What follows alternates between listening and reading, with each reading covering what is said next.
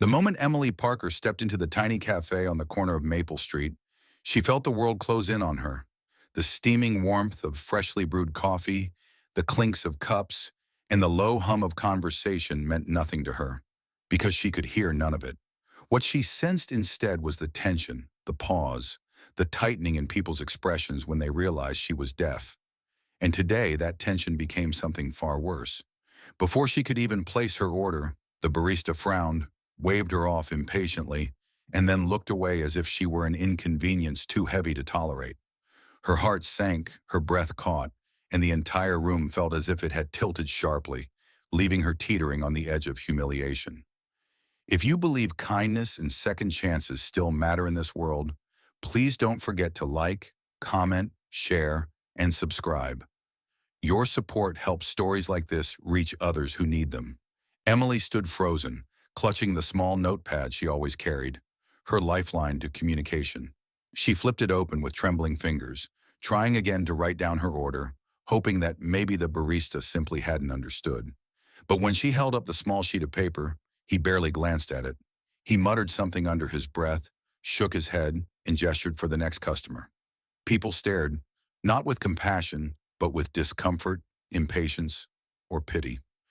Emily felt a familiar burn behind her eyes, the same burn she had felt as a child when teachers grew frustrated with her silence, when classmates mocked the way she signed, when neighbors whispered about her behind hands they thought she couldn't interpret.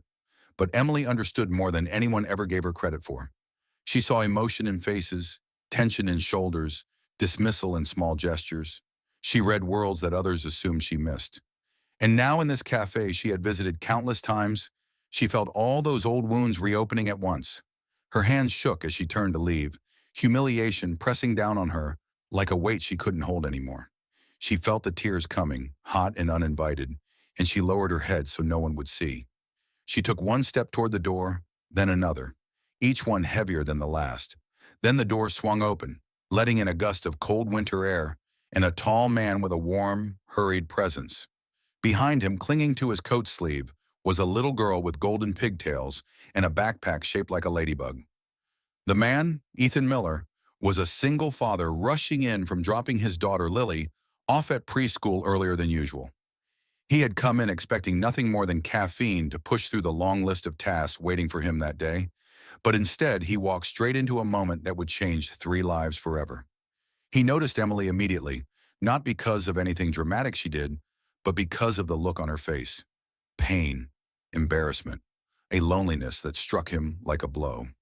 He had seen that expression before, on himself years ago, when life had brought him to his knees after his wife passed away during childbirth. He had learned to read suffering in others because he had carried so much of it alone. Emily brushed past him, and as she did, her notepad slipped from her hands and fluttered to the floor. Ethan instinctively bent to pick it up. When he turned it over, he saw the written words. "I would like a medium caramel latte, please." Simple, polite, heartbreakingly ignored. He turned toward her just as she reached the doorway, shoulders trembling, and everything inside him urged him to help. He didn't know sign language, but he knew basic decency. He reached out gently and tapped her arm. Emily turned, startled, her tear-stained eyes lifting to his. And in that moment, Ethan did something he wasn't expecting, something that surprised even him. He handed her the notepad, then stepped to the counter and signaled for her to follow. Emily hesitated. She didn't want another confrontation. She didn't want to be the center of attention again. But something in Ethan's expression, steadiness, compassion, a quiet insistence, gave her pause. So she followed, tiny steps, cautious like a wounded animal approaching safety, but not quite believing it exists. When Ethan reached the counter, the barista opened his mouth as if ready to complain, but Ethan raised one hand, not aggressively, but firmly, and the entire cafe seemed to shift. Without words, without needing to cause a scene, Ethan made it clear that disrespect would not be tolerated. He gently handed the barista Emily's written order and waited. The barista, suddenly realizing the weight of other people's eyes upon him, finally began preparing the drink. Emily watched, disbelief mixing with relief. She didn't know who this man was. She didn't know why he cared. But in that moment, when Ethan turned back to her with a soft smile, She realized she wasn't invisible after all. He pointed to his chest, mouthed his name, Ethan, slowly, making sure she could read his lips. Then he pointed to his daughter, who peeked out shyly from behind his coat, hugging her ladybug backpack. Lily waved enthusiastically, smiling wide enough for the entire cafe. Emily's breath softened, her shoulders easing. She pointed gently to herself and mouthed, "Emily." The coffee arrived, and Ethan paid before Emily could protest. She touched her hand lightly to her chest, grateful, but unable to express it fully. Ethan simply nodded with the warm humility of someone who didn't see kindness as a favor, but as a responsibility. As they stepped aside, Emily tried to steady her shaking hands, still overwhelmed. She thought Ethan would leave after that. Kind strangers often did, but instead he motioned to a table. No pressure, no expectations, just an invitation. Emily hesitated, then sat. Lily climbed into a chair with the clumsy grace of a preschooler and watched Emily intently, fascinated by her gentle manner. Ethan pulled out his phone, typed a message in the Notes app. "I don't know sign language, but I'd really like to talk with you if that's okay." He slid it across the table. Emily read it, relieved, and nodded. She typed back, "Thank you for helping me. I didn't want to cry in front of everyone." He read it slowly, his expression softening with empathy. The three of them sat in quiet companionship, exchanging messages on the phone and notepad, sharing a warmth that didn't require spoken words. For the first time in a long while, Emily didn't feel like a burden. She felt seen. The following days brought unexpected change. Ethan found himself stopping by the cafe at the same time Emily did, not intentionally at first, but soon by choice. Emily, who had lived most of her life in silence and isolation, found herself smiling more. She found comfort in the way Ethan always slowed down his gestures so she could read his lips, the way Lily reached for her hand without hesitation, the way he never made her feel broken or difficult. Ethan, in turn, found something he hadn't known he was missing. Emily's presence was gentle but grounding. She made the world feel calmer, more meaningful, and Lily adored her.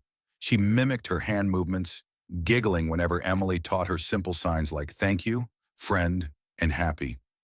One snowy morning, Ethan surprised Emily with a small gift, a beginner's American Sign Language book, edges wrapped neatly, with a sticky note that said, "I want to learn how to talk to you properly." Emily pressed the book to her chest, overwhelmed, tears threatening again. But these tears felt different, softer, sweeter, the kind that heal rather than break. Weeks passed, and the small cafe that had once felt like a battleground became a place of connection. The same barista who had dismissed her began apologizing through written notes and learned how to sign simple greetings. Customers who once stared now smiled when she walked in. A shift was happening, not because Emily changed, but because someone finally showed the world how to treat her. Still, Emily carried fears. She had built walls around her heart for years, convinced no one would ever stay. She worried Ethan might eventually pull away, overwhelmed by the challenges of communicating. She worried Lily, innocent and kind as she was, might grow distant as she grew older. The fear of abandonment lurked like a shadow behind her every joy. But Ethan didn't leave, not even when life got busy, not even when work drained him, not even when parenting felt impossible. Instead, he showed up every time, steady as a lighthouse. He signed new words to her weekly, sometimes clumsily but always with sincerity. He sat with her through both silence and laughter. He never rushed her, never pitied her, never treated her disability as a barrier. One evening after a small local winter festival, Emily stood outside with Ethan and Lily as snowflakes fell gently over Maple Street.